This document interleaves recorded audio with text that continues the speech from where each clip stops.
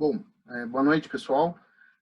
Então, meu nome é Wagner Brasil Costa, sou professor adjunto da Universidade Federal Campus Dom Pedrito, né, fronteira com o Uruguai, no Rio Grande do Sul, professor do curso de bacharelado em Enologia, e agradecer primeiramente à professora Vânia, né, e a todo o corpo docente e discente da Universidade Federal da Fronteira Sul por esse convite, para participar desse workshop online sobre, somente ligado à engenharia de alimentos, certo? Então, nosso tema que nós vamos tratar, nesse tempo que nós temos à disposição, vai ser sobre os terroirs dos vinhos brasileiros, certo? Então, nós vamos ter uma pequena apresentação, né, onde vocês vão conseguir ir acompanhando, sobre os temas que eu vou tratar, sobre os terroirs dos vinhos brasileiros, e depois a finalização para a semana que vem, nós vamos deixar um bônus, onde nós vamos ter mais, em relação, conversar um pouco sobre processamento, de vinhos brancos, espumantes e vinhos tintos. Então, hoje, a produção de vinho, e de uva, a gente tem uma localização, de 52 graus de latitude norte e 45 graus de latitude sul. Então, se nós formos ver, principalmente em relação ao Brasil, nós estamos principalmente a região sul, Rio Grande do Sul, Santa Catarina, num paralelo um pouco mais parecido aqui ao paralelo 31, que seria o paralelo de Mendoza, por exemplo, na Argentina, certo? Então, essa seria uma zona de distribuição dessa produção de uva, no mundo. Porém, temos algumas regiões fora, um pouco mais acima, e até mesmo um pouco mais abaixo, nas questões de produção. Aqui nesse próximo slide, nós temos uma identificação, dos principais produtos produzidos pelos países, Então, se a gente vê a França, quase 100% da produção de uva para a França é com destino mesmo para vinho, assim como Espanha, Portugal. E no Brasil a gente tem uma pequena divisão, onde nós encontramos quase que 50% da produção para vinho, assim como a produção para uva de mesa, certo? Por que que no Brasil a gente tem principalmente essa igualdade quase, entre uva para processamento e uva de mesa, principalmente devido a quando vieram os imigrantes italianos, na década de 19, eles acabaram vindo com as cultivares mais comuns, as vites labrusca, como exemplo Bordeaux, Isabel, que eram usadas também principalmente com destino ao consumo in natura. E agora com as vites viníferas, Itália, Rubi, principalmente a região de Petrolina, a gente vai dar uma conversada mais adiante, o Vale do Rio São Francisco, que hoje tem sua produção quase que direcionada à parte de uva in natura para exportação. E aí, claro, a região sul vindo forte com a parte de sucos e vinhos. Por exemplo, se nós formos ver aqui, o nosso vizinho Argentina, também quase 100% destinada à parte de uva destinada ao processamento de vinhos. Como que o Brasil hoje, como que nós nos encontramos em relação à produção de uva? Aproximadamente uma área de 82 mil hectares, certo? Ano a ano se tem às vezes um aumento, mas também um pouco uma queda, vai depender muito das regiões. Uma produção em torno de 1,5 milhões de toneladas por ano. E aí, como nós tínhamos falado um pouco mais à frente, um pouco antes, 57% dessa nossa produção de uva é destinada ao processamento, tá? Seja para vinhos, para sucos e outros derivados. Se nós formos pensar aí, nessa parte de derivados, nós temos como principal produto derivado seria a graspa e também a parte de geleias. Com isso, nós temos desses 57%, 13% somente se tornam vinhos finos. Né? O resto a gente tem de produção de vinho comum e sucos. E 43% dessa produção ela é destinada à uva de mesa. Então, vai bem de acordo com o que nós vimos no slide anterior, né? Quase que um equilíbrio entre a produção para a uva de mesa e a uva destinada a vinhos e outros derivados. Hoje o Brasil teve um aumento muito grande de consumo de sucos, e também o principal produto hoje que vem ganhando muita força como um produto, vamos dizer assim, emblemático no Brasil, são os espumantes, certo? Então a gente vai dar uma conversada um pouco mais adiante. Com relação ao nosso consumo per capita, né? Ou seja, o consumo por pessoa de vinho ao ano, o Brasil hoje tem consumo muito baixo, né? Então, consumo de 2 litros por pessoa. Se nós formos comparar com outros países, por exemplo, a Argentina, que é o nosso vizinho, são 28,3 litros por pessoa. Claro que esse valor do Brasil ele é um pouco subestimado, né? Porque isso são os valores que entram dentro da parte comercial, com toda a parte de impostos e com toda a parte de importação, né, dos vinhos de outros países. Porém, como nós temos uma fronteira muito longa, né, uma fronteira com diversos países, principalmente Paraguai, Argentina e Uruguai, nós temos muitos vinhos que entram pela fronteira e nós não temos esse dado computado. Então, estima-se que o consumo seja um pouco maior. Mas é um consumo ainda baixo, se nós formos comparar com outras bebidas, como, por exemplo, cerveja, são 68 litros por pessoa, em média. Cachaça, a gente fica em torno de 11 litros por pessoa. Então, é um consumo bem baixo ainda em relação ao vinho. Claro que hoje, se nós dobrássemos esse valor para 4 litros por pessoa, 5 litros por pessoa, a nossa indústria brasileira também teria que aumentar a sua produção para que né, que pudesse conseguir dar conta do mercado interno. Certo? Então, como que nós tivemos esse período evolutivo da vitivinicultura brasileira? Certo? Entre os anos 1870 e 1920, nós temos o primeiro período, né, que foi a implantação da vitivinicultura, tá? Principalmente com vinhos que a gente chama de americanas, que seriam as vites labrusca, tá? Então, seriam as uvas comuns, como Bordeaux, Isabel, né, que são os principais cultivares de vites labruscas produzidas aí no Brasil. Certo? Então, são vinhos comuns, são aqueles vinhos de garrafões que não deixam de ter a sua qualidade, porém com características sensoriais diferentes dos vinhos finos, que hoje já se tem uma concorrência forte no mercado. Uma coisa importante de ser informado, né, é que 53% do mercado de vinhos brasileiros são, né, em relação aos vinhos de americanas.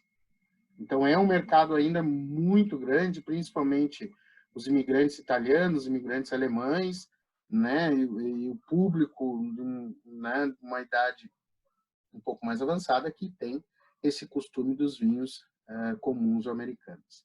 Depois do segundo período, nós temos de 1930 a 1960, essa nossa segunda geração, que já se tem o quê? Uma diversificação de produtos. Então, já começamos a ter geleias, já começamos a ter outros produtos, sucos e determinados derivados que começam a entrar nessa diversificação. E aí nós já temos também outras cultivares híbridas, né? O que são os cultivares híbridas? Por algumas mutações e cruzamentos genéticos que começaram a ser implantados, e nós temos o início, né, da produção de uvas viníferas. Então, aí as uvas viníferas, como exemplo, nós temos a Chardonnay, a Merlot, a Cabernet Sauvignon, que são de origem, né, europeia. A partir daí, no terceiro período, dos anos 70 aos anos 90, nós temos a terceira geração. E aqui é que o vinho brasileiro começa a ter um incremento de qualidade. Tá? O que seria esse incremento de qualidade? principalmente com a entrada muito dos importados, a indústria brasileira viu a necessidade de produzir vinhos de mesma qualidade que os que eram importados, pois estavam tomando conta do mercado. Então, com isso, as vinícolas, e até mesmo vinícolas que vieram de fora, como a Chandon, né, de Bento Gonçalves, começaram a mandar seus técnicos brasileiros a fazer cursos na Europa, para que trouxessem essa tecnologia e essa qualidade ao produto brasileiro. E então apareceu aí também os vinhos varietais. O que são vinhos varietais? São vinhos que são de uma variedade só de uva.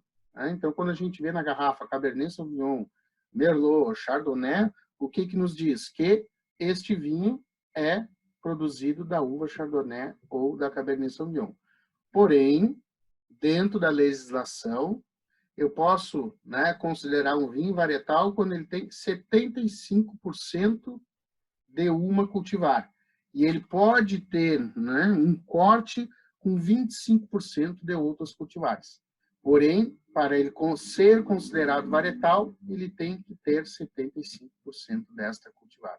Ou seja, dando um exemplo, um vinho Cabernet Sauvignon, ele é obrigado a ter 75% de uva Cabernet Sauvignon. Tá? Por que às vezes ocorrem esses cortes? Porque, né, para ajustar algum problema de cor em alguma cultivar, né, então daqui a pouco posso cortar a Cabernet Sauvignon com Taná para ter uma cor melhor, ou até mesmo estruturas de corpo, né, como o próprio Taná, que eu falei para vocês, que é composição fenólica alta, taninos altos, que possa equilibrar, né, essa parte gustativa do meu vinho. E depois, esse período em que vivemos, né, dos anos 2000 para cá, nós temos essa quarta geração, que é o quê? A identidade para o vinho brasileiro. E o que é essa identidade? Como, né, como que eu exemplifico o que é a identidade do vinho brasileiro? São as características de cada região. E aqui nós começamos a tratar, né, mais o quê? O terroir das regiões. O terroir, o que é? O terroir expressa a parte de clima, a parte de solo, a parte de mão de obra, né, o manejo da planta, né, dentro de uma determinada área. Então, por isso que vem as indicações geográficas e as denominações de origens. Né? Cada uma, as indicações geográficas, seja de procedência, ou seja, né, a denominação de origem, cada uma vai ter dentro de si as suas características. Tá? Então, por isso que nós temos hoje DO dos vinhos franceses, Champagne, Bordeaux, né, DO do Vale dos Vinhedos, foi a primeira DO, né, registrada para vinhos no Brasil, onde tem a característica da região e também ligado ao manejo e ao clima e solo de determinada região. Isso vai dar uma característica diferente para esse vinho produzido na região. Quando nós entramos, então, agora no Brasil, os principais estados produtores do Brasil, né, Rio Grande do Sul é o estado disparado, em torno de 90% da produção de uva e vinho encontra-se no Rio Grande do Sul, certo? Depois nós temos Pernambuco, né, São Paulo, Santa Catarina, Paraná, Bahia, Goiás e Espírito Santo. Vejam que no exemplo que tem a garrafa vai diminuindo, né? E lá no gargalo nós temos bem pouca área de produção para determinados estados, que são o quê? As novas regiões que vêm despontando na produção de uva no Brasil. Tá? Então, aqui nesse próximo slide, a gente tem bem dividido, né, vamos dizer assim, as regiões de cada estado também. Então, aqui, né, no Rio Grande do Sul, nós temos a Serra, né, a Serra Gaúcha, chama, a principal região produtora de vinhos no Brasil, certo? A segunda região, maior região produtora de vinhos no Brasil, está a região da Campanha Gaúcha, bem na fronteira com o Uruguai, onde aqui em Dom Pedrito, nessa região, encontra-se a universidade e o curso de bacharelado ao qual, né, eu sou professor, e também nós temos a Serra do Sudeste e outras regiões do Rio Grande do Sul. Aqui em Santa Catarina, nós temos o Planalto Catarinense, tá? Os chamados vinhos de altitude, que pelo tempo de apresentação eu vou acabar não tocando tanto, né? Mas é uma região nova que hoje já busca a sua indicação geográfica, principalmente aqui indo muito bem a cultivar Sauvignon Blanc, uma cultivar branca, porque pela altitude, nós vamos ver no slide mais adiante, lá no final, que nos dá essa questão de luminosidade, nós temos uma característica adequada para a produção da Sauvignon Blanc, onde nos facilita, né, nos dá uma maior acidez ao produto, então, gustativamente, a acidez é o que se busca em vinhos brancos, e também, principalmente, a questão aromática das uvas. E a Sauvignon Blanc ela tem uma questão aromática, um perfil aromático muito interessante, e essa região aqui vem se tornando uma das principais produtoras de Sauvignon Blanc. Claro que, ao contrário, para as uvas tintas, a gente tem um pequeno problema em relação a essa maturação, principalmente, né, quando a gente fala nas pirazinas, tá? Que são compostos que nos dão essa questão herbácea. E no Cabernet Sauvignon se tem muito essa questão da pirazina, por isso, às vezes, essa agressividade do Cabernet Sauvignon. Então, nós vamos dar uma conversada também um pouquinho mais adiante. E depois as outras regiões, aqui a região de São Roque, São Paulo, também despontando, principalmente, né, vamos dizer, por ser perto de uma região que nem São Paulo, região metropolitana, acaba se tendo um mercado interessante. E aqui, né, a terceira maior região produtora, nós temos o Vale do Rio São Francisco, onde se tem as uvas principalmente para exportação, uva de mesa, com diversas cultivares e mutações e melhoramento genético, buscando sempre essa questão, né, sensorial da uva de mesa e produção, alta produção, mas também com uma questão para suco de uva, as novas cultivares da Embrapa Clima Temperada, a Embrapa Clima Temperada, Embrapa Vinho, e também a Embrapa de Petrolina, que são as BRS. BRS Magna, BRS Vitória, que vem dando uma qualidade superior aos sucos produzidos. Então, também tem uma produção de suco muito grande. E com os vinhos finos também, principalmente a cultivar Tempranillo, que teve uma boa adaptação, principalmente pelo calor relacionado à região Pernambuco, ali, Petrolina e Juazeiro. E outras regiões novas, Serra dos Pirineus, aqui em Goiás, alguns produtores investindo, próprio Mato Grosso, com Nova Mutum. Então, são regiões que hoje têm alguma produção de uva e vinho no Brasil. Então, nós temos polos tradicionais nesse slide aqui em verde, né? Os polos que são emergentes, né? E os polos revitalizados pelo enoturismo. Né? Se nós formos pegar uma região aqui, né, de Rolândia, né, no Paraná, Uruçanga, em Santa Catarina, são polos principalmente relacionados ao enoturismo. Então, aqui hoje, né, com essa apresentação, nós vamos dar uma conversada a respeito de Serra Gaúcha, Vale do São Francisco e a Campanha Gaúcha como as três principais produtoras, né? Assim como eu já falei alguma coisa para vocês relacionado aos vinhos de altitude de Santa Catarina. Então, a Serra Gaúcha, onde nós temos, né, está localizado o Vale dos Vinhedos, primeira denominação de origem do Brasil, né? Hoje, uma região muito característica e de produção de espumante de qualidade. Então, o Brasil vem ganhando muitos prêmios em relação ao espumante fora, e isso valoriza o nosso produto, até mesmo comparado aos espumantes produzidos na França. Então, principalmente relacionado a preço, são espumantes que às vezes custam R$30, R$40, e que tem uma qualidade sensorial igual ou superior a vinhos espumantes franceses, onde nós vamos comprar, às vezes, em mercados por R$80, R$100 ou mais. Né? Hoje nós temos o quinto melhor vinho do Brasil, que é um espumante produzido na Serra Gaúcha. Do quinto melhor vinho do mundo, desculpa. Tá? E o que acontece? Por que a Serra Gaúcha tem essa relação?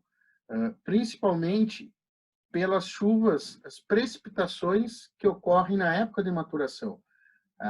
Até janeiro, em média, nós temos pouca chuva, pouca precipitação durante a maturação da uva.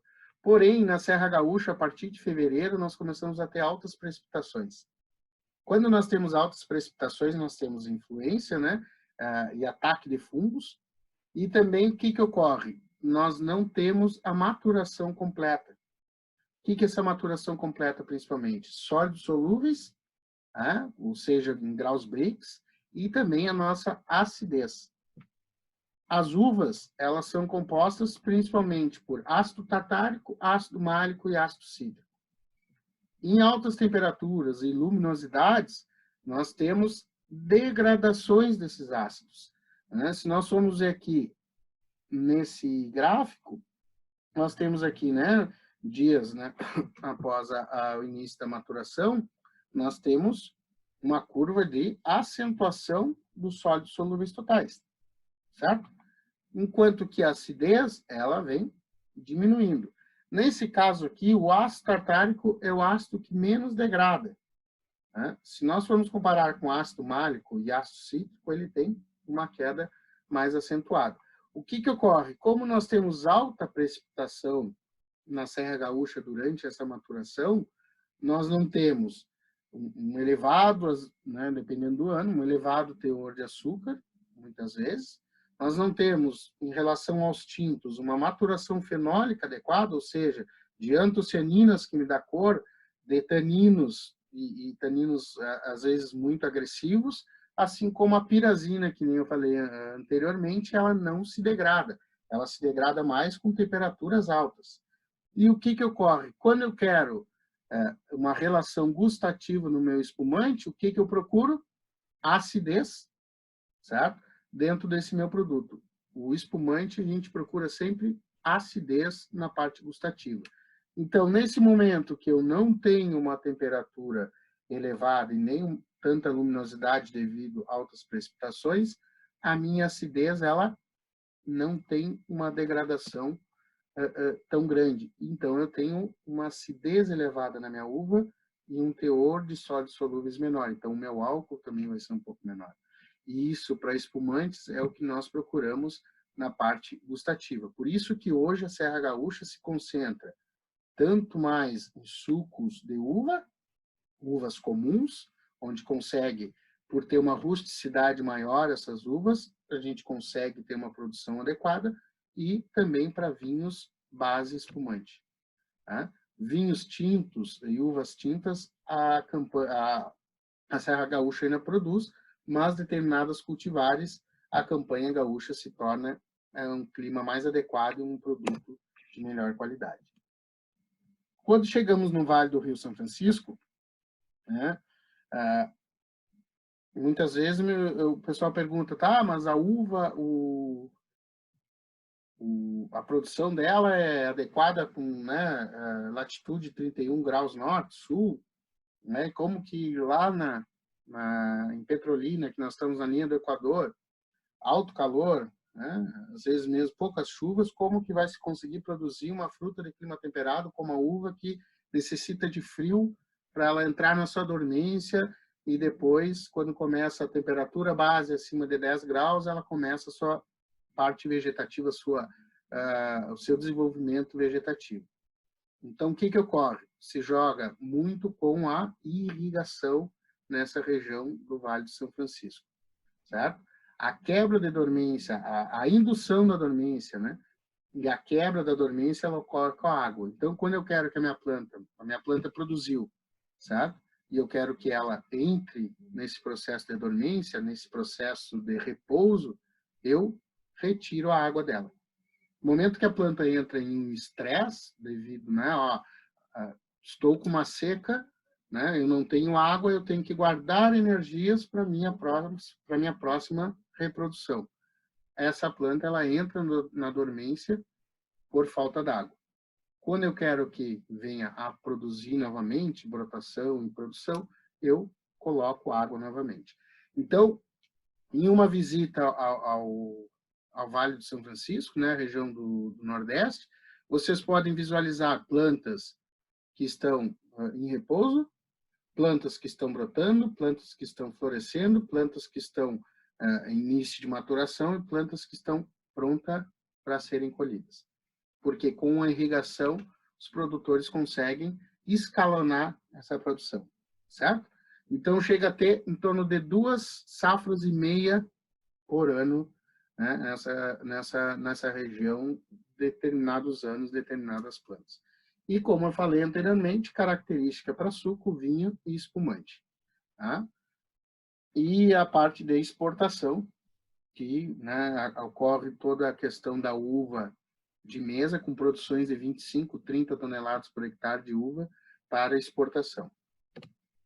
E a região da Campanha Gaúcha, né, que é a segunda maior do Brasil, hoje caracterizada principalmente na busca de produção de qualidade também, produção principalmente de vinhos tintos encorpados, né, dando uma ênfase para cultivar taná devido à proximidade ao Uruguai, é a principal cultivar produzido no Uruguai, mas também com vinhos espumantes e vinhos brancos com grande qualidade sensorial e também com grande processo de vendas no mercado e concorrência junto aos importados.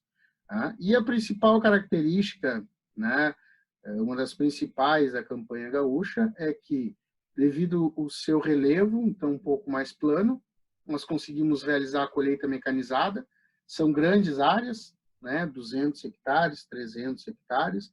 Nós temos em Livramento uma vinícola que já teve 660 hectares, hoje são 420 hectares em produção, e ela tem essa característica para a produção na maturação, né, mais adequada às questões de composição fenólica e sólidos solúveis totais. Aqui na campanha, em climas adequados, o Cabernet Sauvignon produzido na campanha é diferente do Cabernet produzido em regiões altas, porque nós temos uma degradação maior dessa característica da pirazina, tá? Que nos dá esse amargor, esse herbáceo, e esse Cabernet se torna um produto um pouco mais leve ao consumo de mercado. Tá? Então, uma característica que nos dá esse potencial de maturação elevada, né, à região da campanha é o quociente L pluviométrico, né, que seria a insolação pela precipitação. Então, como nós temos pouca precipitação no momento da maturação, e isso eu estou dizendo em anos normais, a nossa média, né, porque já tivemos ano aí, 2019, por exemplo, que nós tivemos uma alta precipitação no momento da colheita. Então, vejam que essa questão climática interfere muito também na qualidade e no terroir da região. Nós temos um terroir com uma determinada média, porém, em anos atípicos, nós podemos ter produtos diferentes produzidos em determinada região. Então, essa questão aqui, né, desse índice, que é a insolação pela precipitação, ele acima de 2, ele tem uma qualidade ideal de maturação. Então, vejam que a região da Serra fica em torno de 1,6, então não alcança, na média, esse 2. E nós, aqui na região da campanha, já em determinadas regiões, chegamos a 2,4, 2,2. Então, isso nos facilita dentro do processo de maturação. Nós conseguimos um produto de melhor qualidade nas questões principalmente fenólicas. Hoje, na região da campanha, são em torno de 1.500 hectares plantados, quase que 100% da totalidade vitis vinífera, produção para vinhos e espumantes, alguma coisa de uva comum, mas muito pouca coisa ainda produzida para sucos ou para mesa. E aqui, né, nós tendo essa característica do clima, eu trouxe para vocês, principalmente, para vocês conseguirem o quê? Visualizarem melhor o que é que essa luminosidade, né, pode me dar ao meu produto. Então, quanto maior a minha luminosidade, então vamos pensar tanto na região da campanha, onde nós temos menos precipitação na maturação, assim como na região de Petrolina, nós vamos ter maior teor de sólidos solúveis totais na minha uva, certo? Em anos normais. Maior teor alcoólico, porque, né, o açúcar se torna um nutriente à levedura para que ela faça a transformação desse açúcar em álcool. Então, nós temos vinhos com teor alcoólico maior. Quando eu tenho vinhos com teor alcoólico maior, eu também tenho que ter uma estrutura um pouco relacionada à composição fenólica para que eu tenha um equilíbrio gustativo. Taninos mais maduros, porque os taninos maduros, devido a essa maturação fenólica melhor, esses taninos vão sendo amaciados, vamos dizer assim, eles não têm tanto taninos verdes, então eles estão mais maduros, ele não nos traz tanta astringência, e também em relação à pirazina.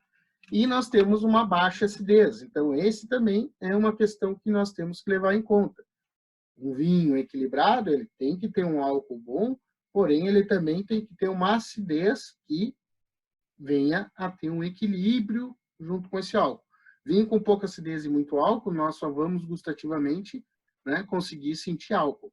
E vinhos muito ácidos e também com pouco álcool, nós só vamos conseguir ter essa acidez. Então, é importante, muitos determinados anos, tem que se utilizar, né, fazer uma acidez, aplicar ácido tartárico para corrigir a acidez desses nossos vinhos, para elevar um pouco a acidez na campanha.